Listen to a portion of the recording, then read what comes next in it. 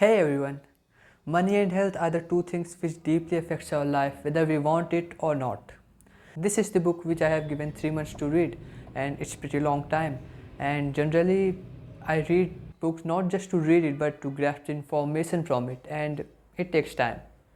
And it's a really nice book. It talks about our relationship with the money.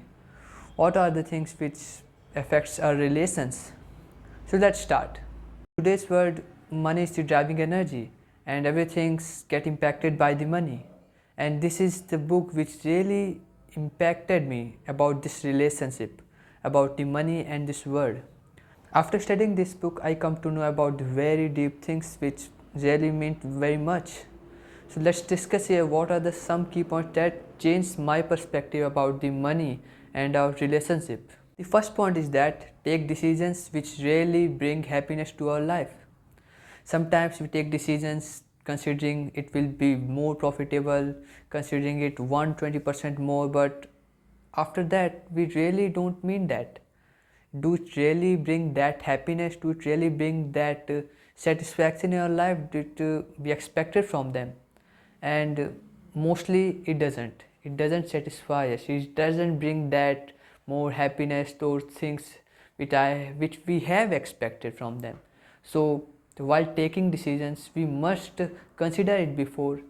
If this is really going to satisfy me, if this is really going to that much level what I have expected, and when I will look back, is this will be good for me, or do I will feel that proud that yeah, I have taken that decisions and it's worth it. As a human, we believe and appreciate the role of hard work, but we rarely miss the individual factor of luck in our life.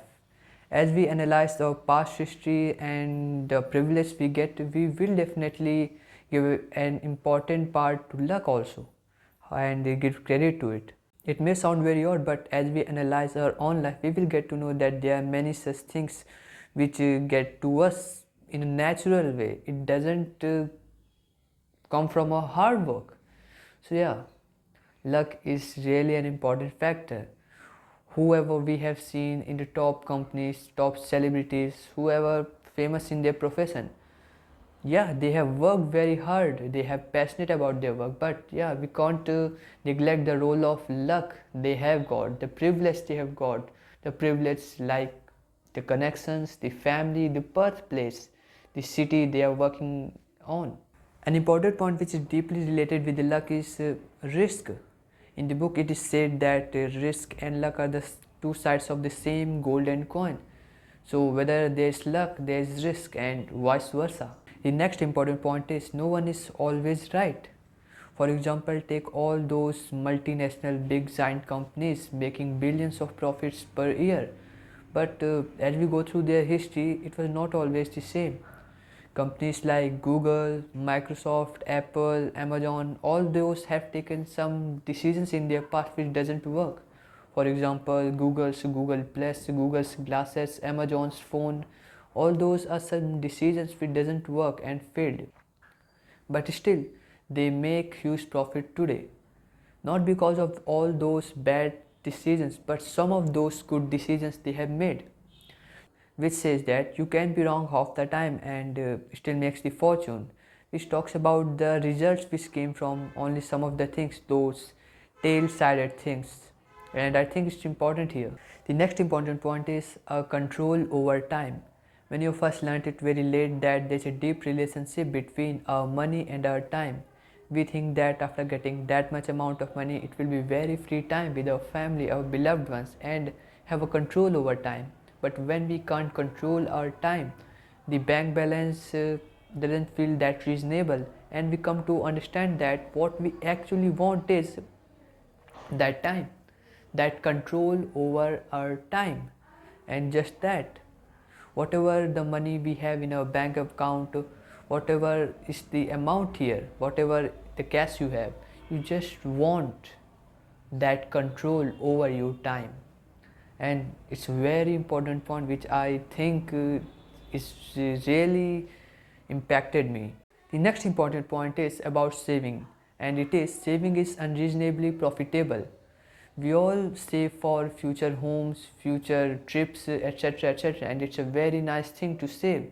But an important point here is that we just save whether we have any future goals, future purposes or not. Because saving is unreasonably profitable, it will always be an advantage for you.